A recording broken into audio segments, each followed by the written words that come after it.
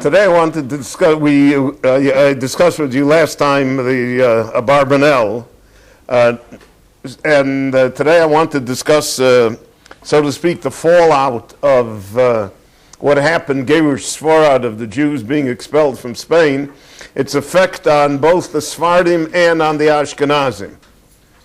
Because it had a profound effect. I would say that until the Holocaust, until World War II, after the Churban Bayis Rishon, Churban Bayis Sheni, after the destruction of the Second Temple, the two main cataclysmic, terrible events in Jewish history that occurred would be the expulsion of the Jews from Spain and גירוש תח ותת, the destruction of Eastern European Jewry in 1648 and 1649, in terms of numbers and in terms of the effect. Now we're talking about a time of constant persecution, like pogroms, but that's like the regular, like we get used to the Intifada, so that, a few bombs a day, mortars in Gaza, and all of these things, so we're accustomed to it. So it really doesn't, 5 years ago or 10 years ago or 20 years ago, it may have shocked us. Today, when you're accustomed to it, so it doesn't have that effect. So the pogroms didn't have that effect either. They don't have a cataclysmic effect on the Jewish people. No one says the world is coming to an end because the Christians make a pogrom on Easter or on Good Friday. But these two events are so large and they cover such an enormous event, because now you're dealing with hundreds of thousands of people. You're not dealing just with a localized event. And therefore, they had tremendous influence, and they continue to have influence today. I don't think that you can really understand the Jewish world today unless you understand what happened then, because it's like the Big Bang theory. So the physicists hear the echo of the Big Bang now, who knows how many years later, how many centuries later, how many millennia later. There's an echo in history also. And this echo affects us. It influences us. When the Jews left Spain, so I said half the Jews converted to Christianity and half the Jews left. Out of the half the Jews that left, about 250,000, about 50,000 died on the road. They were subject to all sorts of predations. The ships were captured by pirates. They were held for ransom. They starved to death. They were beset by robbers. Plague took a great amount of them because they didn't have sanitary conditions. They didn't have much food, and because of the fact that basically they were wanderers, refugees. And there was no one to take care of them except the Jewish communities which attempted to help them. Most of these Jews ended up in the Mediterranean basin.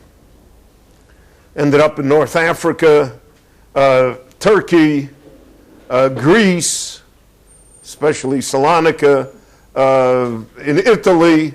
I discussed with you that the Abarbanel became the Minister of Finance for the King of Naples, and that he died in Italy. He's buried in Italy near Florence. But some of them came to the land of Israel. A few thousand came to the land of Israel. And those that came to the land of Israel came with messianic expectations. Because any time that there is a terrible tragedy in the Jewish world, it always raises messianic expectations. It's ikvasa de Mashiach. It's the pain of labor, of giving birth. And therefore, the great trouble always brings about messianic expectations. This messianic expectation, which began in 1492, combined with what happened the Eastern European Jewry in 1648 and 1649, created the background for Shabtai Tzvi in the late 1650s and 1660s to be able to convince a third of the Jewish people that he was the Messiah, even though he was a sham, a faker. He was probably mentally ill. He was a manic depressive. So when he was manic, he could go 3 days, 4 days without sleeping.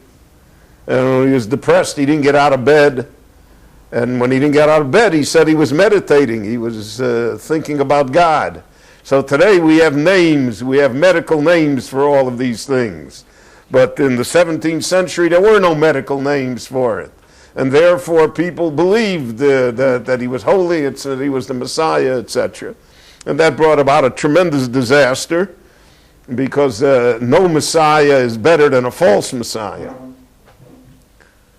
The false Messiah saps all of your strength and all of your belief. And it's a little like the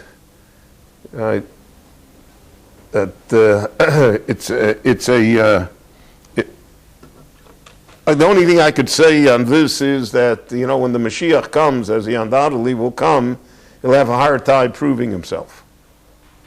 The Jewish people will be very, very wary. And that's especially true since we know nothing about Mashiach. I mean, the only thing we know is that it'll be Hungarian, but otherwise,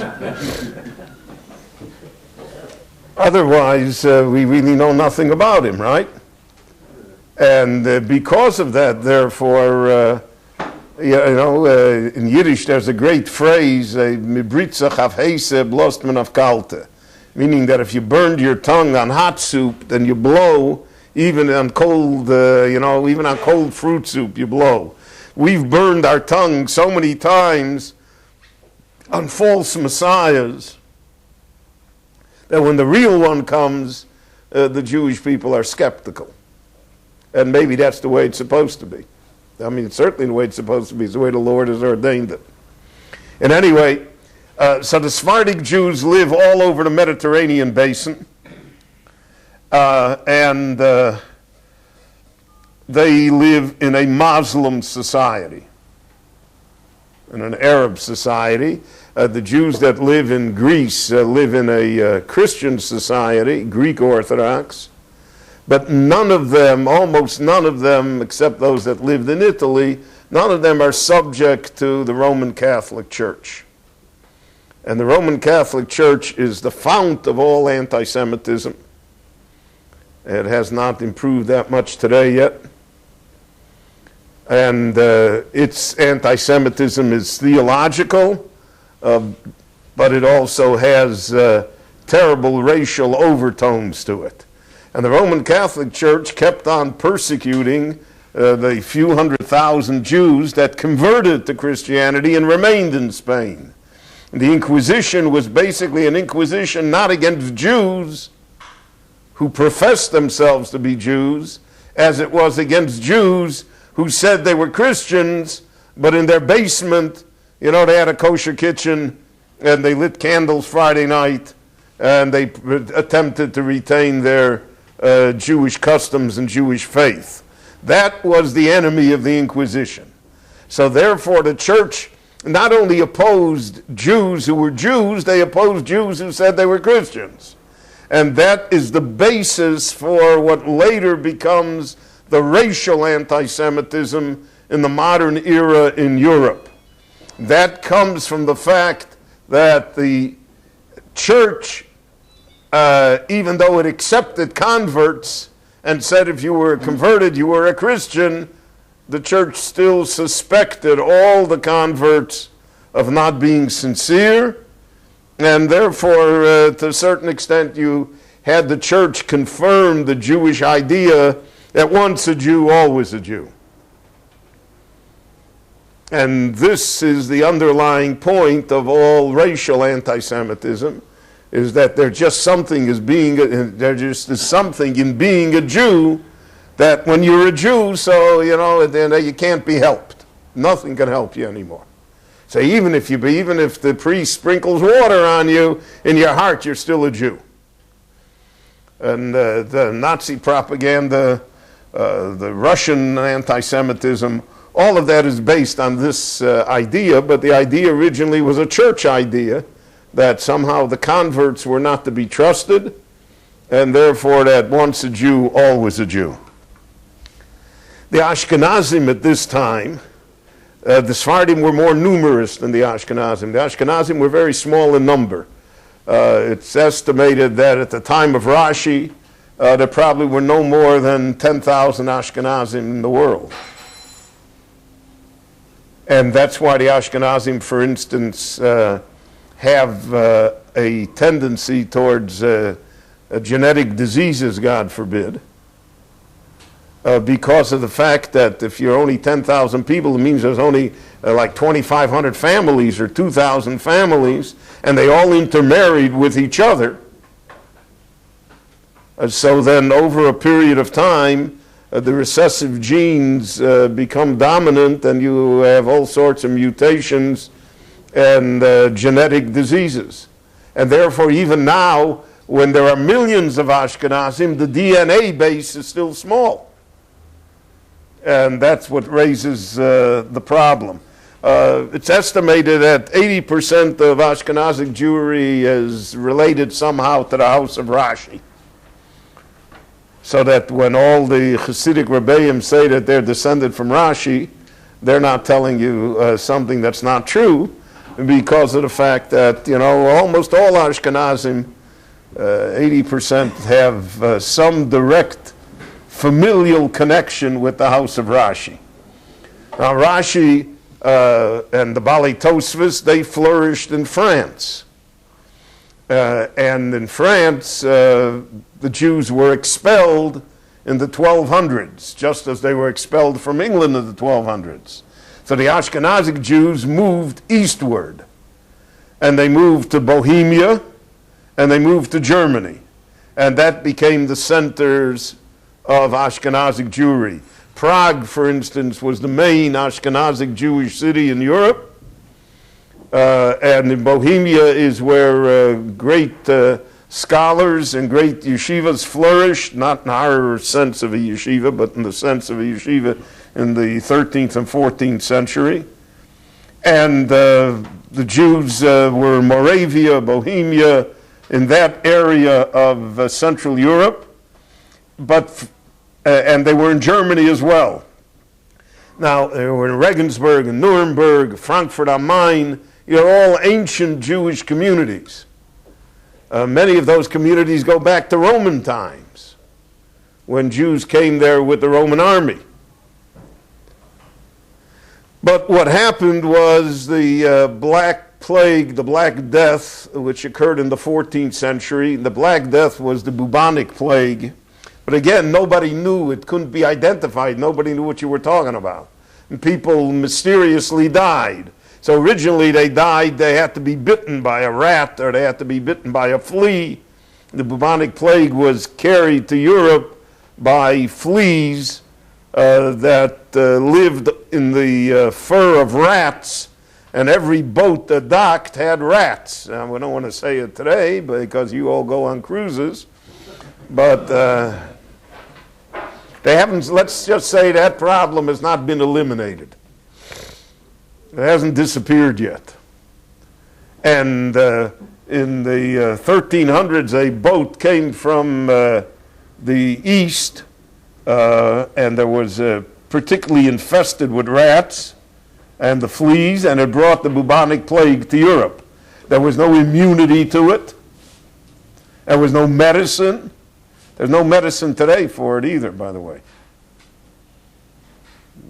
The only medicine is that the immunity system is built up.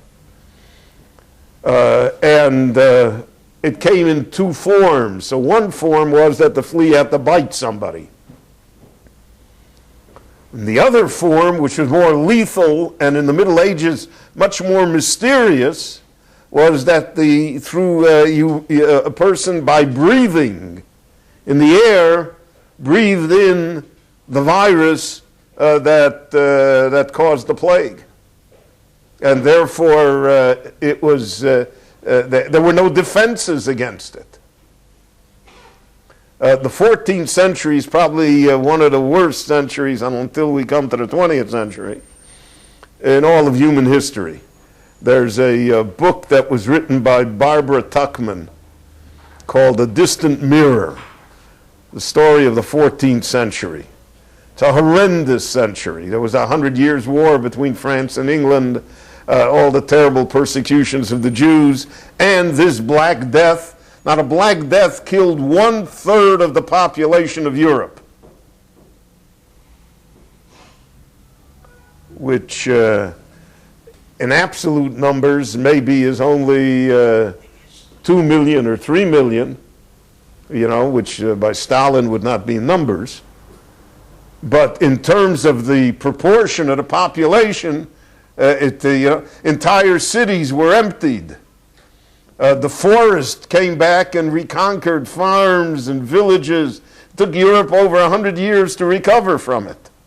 And it went away, and no one knew why it went away, because no one knew why it came.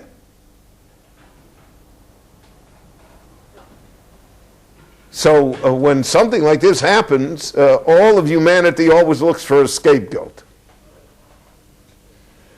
Cannot be that, it just happened. And the scapegoat in Central Europe and in Germany were the Jews. And the Jews became the scapegoat because the non-Jewish world, especially the Christian world, there were priests that preached it from the pulpit regularly. The Jews somehow poisoned the wells. The Jews put a curse on the water. They put a curse on because the Jews, in the mind of the medieval person, was the devil. There's a force in the world called the devil, called Satan, Lucifer, whatever you want to call him.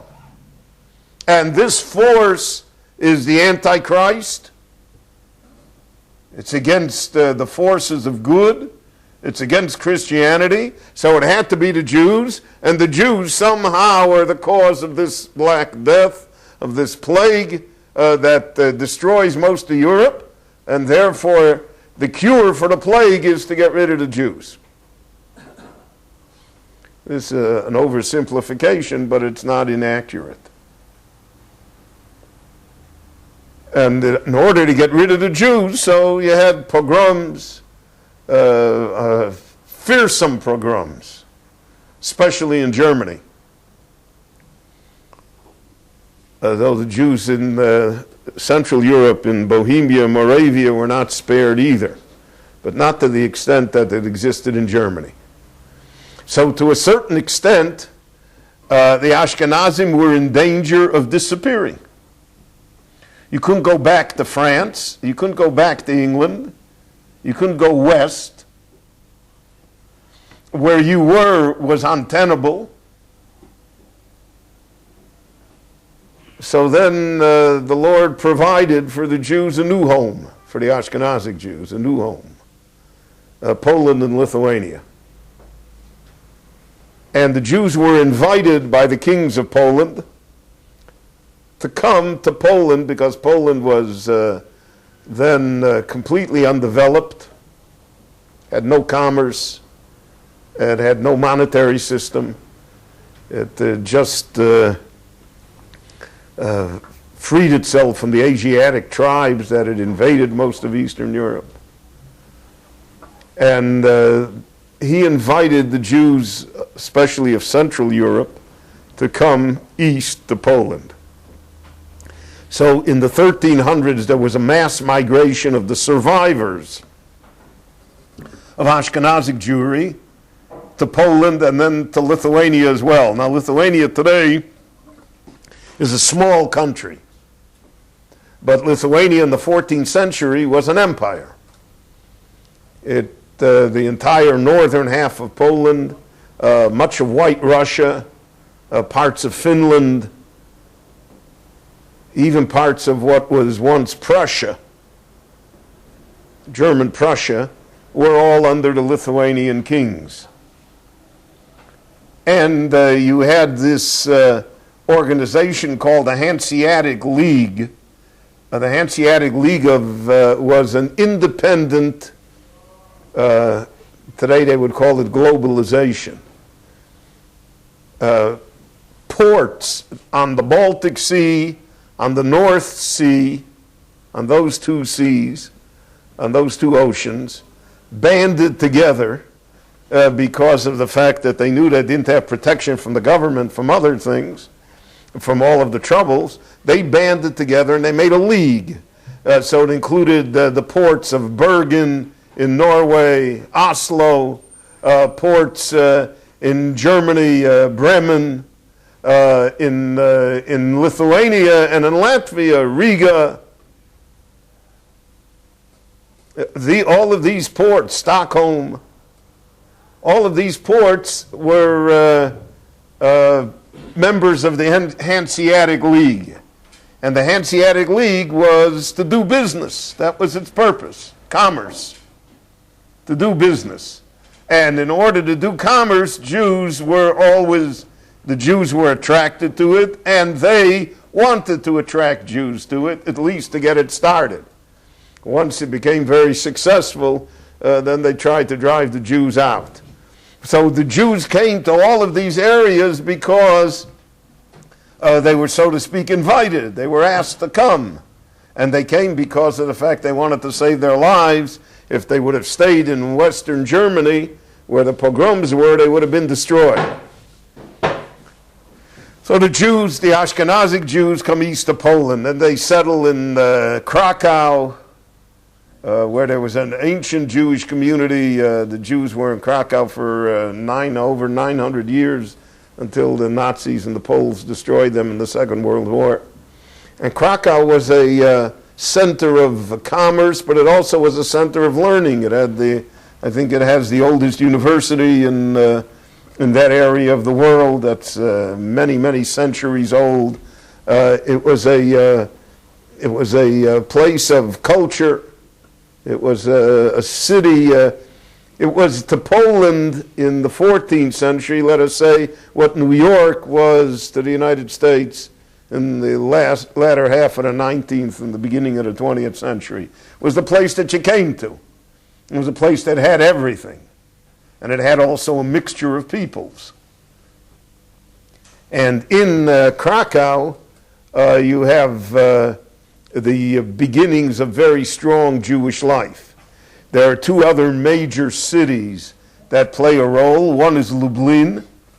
Lublin is considered Poland, but then it was considered part of Lithuania. So Lublin was a major place where Jews came to. And then Jews came north eventually to where Vilna was, as being also a magnet for Jewish settlement. Now it's interesting to note that Sephardim also came east to Poland and Lithuania. A certain percentage of Smartic Jews who were exiled from Spain joined the Ashkenazim. For instance, I think I've mentioned it to you before, the Torah Tmima, Baruch Halevi Epstein, whose father was the Aruch HaShulchan, the famous Rabbi Yechiel Michal Epstein, the Rav of Navaradot. So they were Leviim, came from the tribe of Levi. So he writes in the introduction to his autobiography to the Makor Baruch, he writes as follows. He said, our original family name is Ben Benisti, which is a perfect Sephardic name. The Knesset Agdola was Ben Benishti. It's a famous, it's like, in England, like Jones or Smith. Sephardic name. I think you'll remember that one of the prosecutors in the Watergate scandal against the Nixon administration was a Jewish boy by the name of Richard Ben-Venisti, who since has become a great criminal defendant lawyer in the United States. But that's the name, Sephardic name. So he said, then why are we called Epstein? So he said, because when our family left Spain, we came to the German city of Epstein. And there we became Ashkenized. one of the most interesting things in culture, in Jewish culture, and I have no explanation for it, is that when Sephardim meet Ashkenazim, so to speak, when the two cultures rub on each other, the Sephardim have a tendency to become Ashkenized. You'll see it here in Israel, right? All the Sephardic Rosh Yeshivas go with a black Hamburg and with a long black coat with two buttons in the back, right? They're all Lithuanian. I mean, Rebbe Vadia doesn't go like that, and the Rishon LeZion doesn't go like that, but most of the Sephardic Rabbonim do. They don't wear the Sephardic garb. They wear the Ashkenazic garb. And that's a tendency. That's a tendency throughout Jewish history. So what happened was that these Sephardim became Ashkenaz. So you have, for instance, famous Rabbonim in Lithuania with Sephardic names. There's a Rav Abu Yichya, Don Yichya rather. That was a famous Rav in Lita in the early 20th century, the late 19th century. How do you get a name like Don Yichya? But it was pure Yiddish, all Ashkenazi, all the way. Because of the fact that those Sephardic Jews that came became Ashkenaz. So the Torah Tamima says that anyone whose name is Epstein and is a Levi really is a Sephardi. I don't know if we have here anybody in the audience whose name is Epstein and who's a Levi, but if you know somebody, right. So if you know somebody, you can tell them that his origins are Sephardic. My aunt of blessed memory, who lived here in Tel Aviv, she told me that there's a tradition in our family that we were originally Sephardim also, but we came to Lithuania 500 years ago, and we became Litvaks. But originally, we all came from Spain. We were really Sephardic in origin. And I would imagine that there are tens and tens of such families amongst the Ashkenazic Jews, maybe hundreds of families amongst the Ashkenazic Jews, that really were Sephardic in origin, but after the expulsion of the Jews from Spain, and they had to leave, so they joined their Ashkenazic brethren in this march eastward, a march eastward to Poland and Lithuania. Now they did not come to Russia, because the Romanovs later became the dynasty, but all of the Russian czars, all of the Russian kings, all of the Russian boyars refused to allow Jews onto their territory. Holy Mother Russia. And part of the reason that it was Holy Mother Russia was because no infidels were allowed in. Only Russian Orthodox. And in fact, until the time of Peter the Great, at the beginning of the 18th century, there were no Jews in Russia. And Peter the Great, his greed for power and for territory led him to conquer most of Lithuania, the Ukraine, Poland, where there was already a large Jewish population. And his bishops, his religious advisors told him that he shouldn't do it because of the fact that he would defile Holy Mother Russia, because now he would end up with having, 800, 900,000 Jews under his domain. And the Russians still never knew how to handle the Jews, because on one hand they were there, and on the other hand they weren't supposed to be there.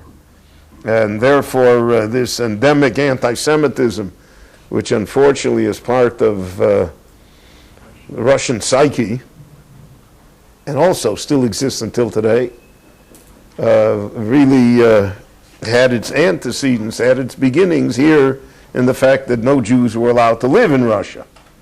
So the Jews were in Poland, they were in Lithuania.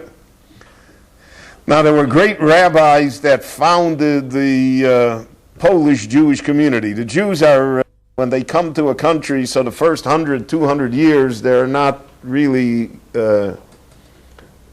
noted for scholarship or for Torah or for yeshiva. It takes a century, sometimes more than a century, to get rooted into the place. We find that in Spain. The Jews came in the 600s, The great Talmidei Chachamim didn't really start until the end of the 800s, the beginning of the 900s. The same thing when the Jews came to France, etc. Except for Rabbeinu Gershom and Worms and Mainz, there were no centers of Torah the first 100 years. We could say the same about the United States to a certain extent. That it took a century, took a good century for Torah to find itself in America and to be able to build up a network of education and of people, etc. And the same thing happened in Poland. So the beginnings of the Jews in Poland are not spectacular, but there's a steady Jewish migration and there are strong Jewish kehillas.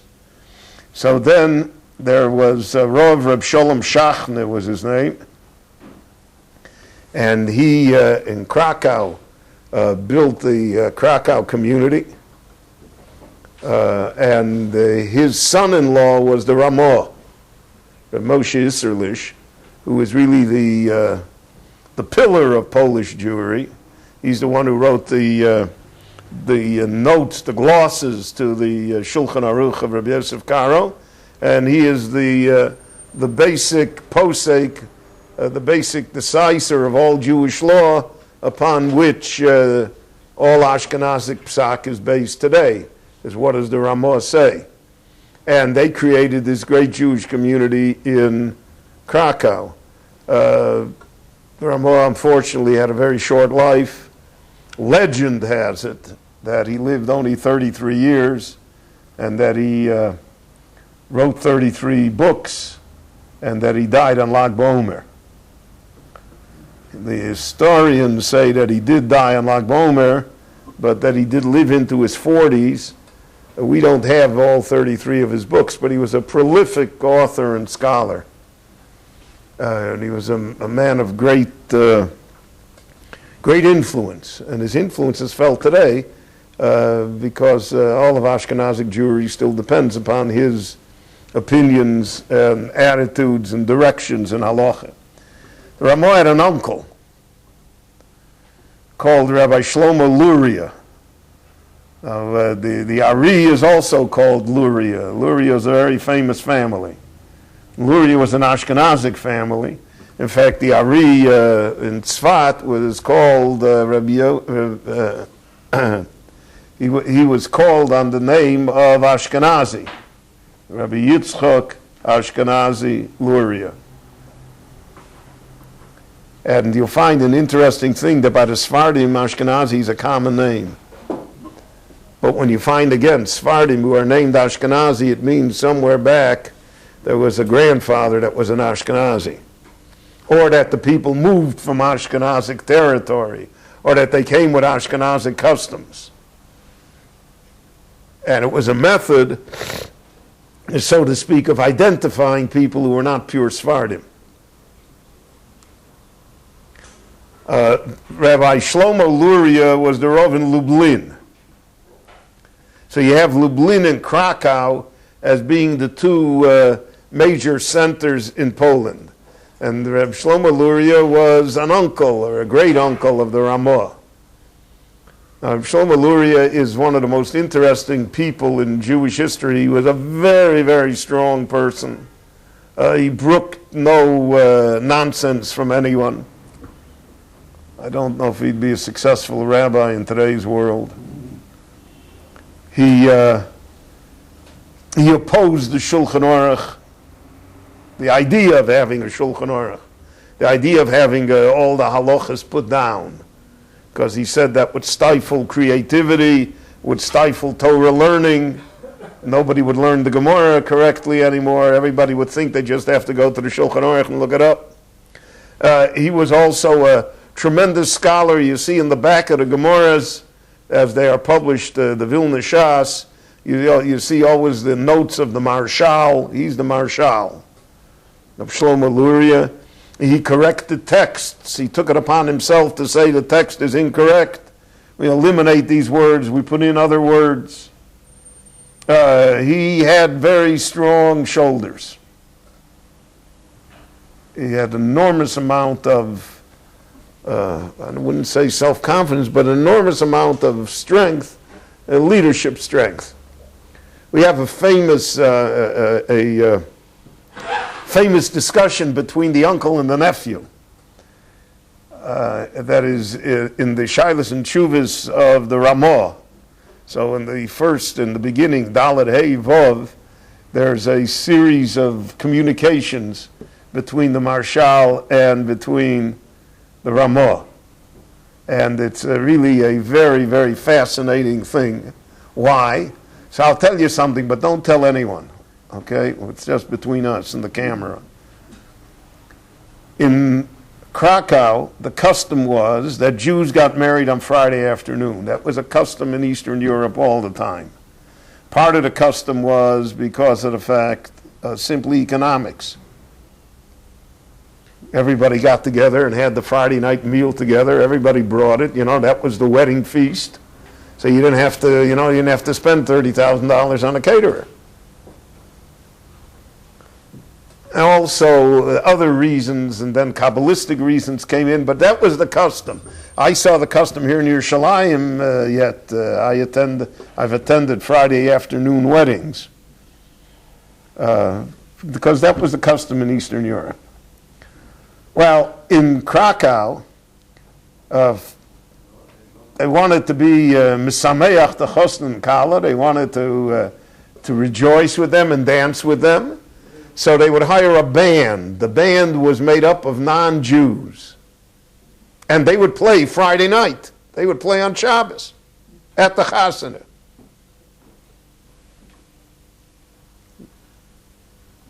I'm not making this up. And that was their custom. Well, the Marshal wrote to the Ramah, and he said to him, well, how can you allow such a thing? How can you allow such a thing to have the band music played, on Friday night on Shabbos? I thought he said you're a man of influence in your community, and everything. How can you do it? Did you dance to it too? What? Everybody danced? Everybody came, yeah. There was no... this thing, Charedim, Datiim, Chilonim, is all a modern invention. I mean, when I grew up yet, there weren't. There was only Jews. There was the Jews that were more, there were Jews that were less, there were Jews that were older, Jews that were younger, there were Jews that were smarter, Jews that weren't so smart. But there was no such thing as this slicing the pie the way we've invented it here. The labeling. There was no such thing as Charedim. There was no such thing as Datim, and there was no such thing as the other one, and nothing. They were Jews. So all the Jews came to the wedding. And you're not talking about, again, enormous amounts of people, because these were relatively small communities yet. So the Marshal is fire. It's like a volcano erupts. The Ramah is placid. Nothing gets him nervous.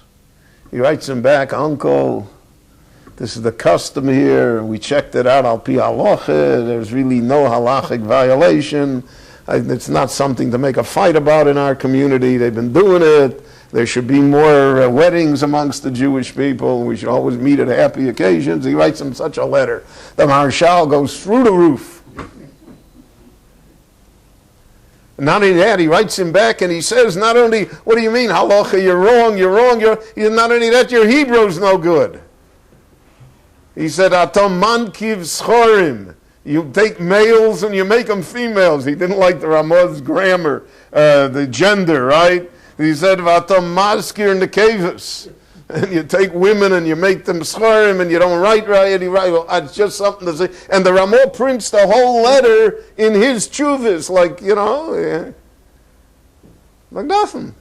And he writes him back and he says, you're right, my Hebrew should be better. I'm going to try and improve, Uncle. And it's one of the most fascinating correspondences between these two great pillars of Ashkenazic Jewry, of Polish Jewry, the founders of Polish Jewry. And two different types of people, two different personalities completely. And the Ramah is the one that justified the Shulchan Aruch. Just as the Marshal opposed it. He justified it. How did he justify it? Because he wrote his notes inside the text of the Shulchan Aruch. He didn't write a separate book. What he did is he took Rabbi Yosef Karo's Shulchan Aruch, which basically was Sephardic in its attitude and in its following of halacha. Rabbi Yosef Karo said that he would base it on the opinions of the Rambam and the Rif and the Rosh.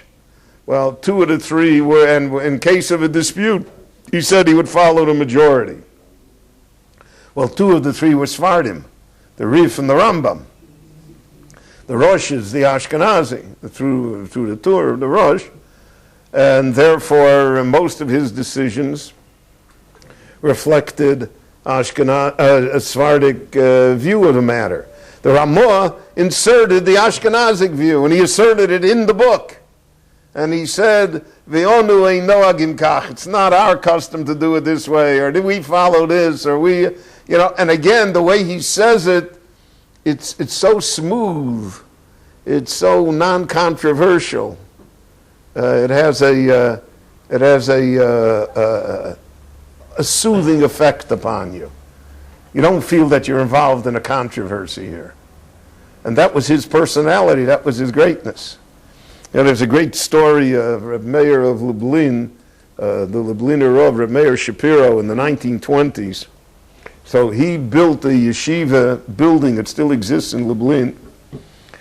And it was the first major yeshiva building in Poland. The yeshivas were in Lithuania, not in Poland. In Poland, the Chassidim learned in Shtiblach, but they didn't, in Beis Medrash, but they didn't have what we would call today a modern present-day yeshiva. And he came to build it, Yeshiva Chachmei Lublin. And he built a beautiful building. The building is still standing today. The Poles are using it, I think, for a veterinary school or something. It still has the gold Hebrew letters on the parapet on top. The Nazis used it too, yes. I mean, it's one of the architectural landmarks in Lublin. And so he had electric lights at a time when that wasn't, not everything was electrified. There are parts today in Eastern Europe that still are not electrified. He had a dormitory. He served 3 meals a day. So one of his critics, so whenever you do something positive in the Jewish world, you always have somebody that says, it's not right, you don't need it, or who are you? It's not a good idea. The naysayers always appear. There's nothing positive that has ever existed. It's like the Israeli Knesset. There has to be an opposition, even if it's good. Even if they agree with it, they have to oppose it. It's their duty in life. Did the Marshal also oppose the Rambam, the Rosh, and the two other predecessors of the Shulchan Aruch? He didn't oppose them, but he let's put it this way, he was not a fan of that type of a book, of any of this. Any codification. Any codification. So he felt that sometimes you needed it because, otherwise Torah would be forgotten. But he felt that the Shulchan Aruch was a leap too far. So Reb Meir Lublin, they came to him and they said, but it says in Pirkei Avos, Pas b'melech tochal, mayim b'msura tishte, al oretz atotishon, v'torah to'omel. Torah is supposed to be, with a crust of dry bread, with a little bit of water, you're supposed to sleep on the floor. Here you're building this fancy building. So he answered them. He was a very, very clever Jew, to put it mildly. He answered them. He says, in Shulchan Aruch it says, the Mechaber says that on the night of Pesach, you say Hallel, which is our custom here in Israel, everybody says. But in the Golas, in the diaspora, the Ashkenazim don't say Hallel. In the synagogue, they say it only at the Seder, but they don't say it in the synagogue. So the Ramah says, V'onu ein noagim kach. That's not our custom to say Hallel. So he said, you have to read it with the tremendous melody that the Ramah wrote it. The Ramah said, Nevach, onu ein noagim kach. Such a beautiful minig, and we don't have it. So he said, the same thing, you have to know how to read this.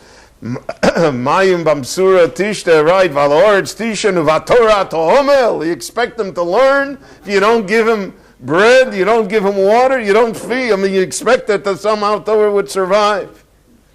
But that idea of onu einoagim kach, which is the Ramah, right? The Ramah doesn't say the Machaber is wrong.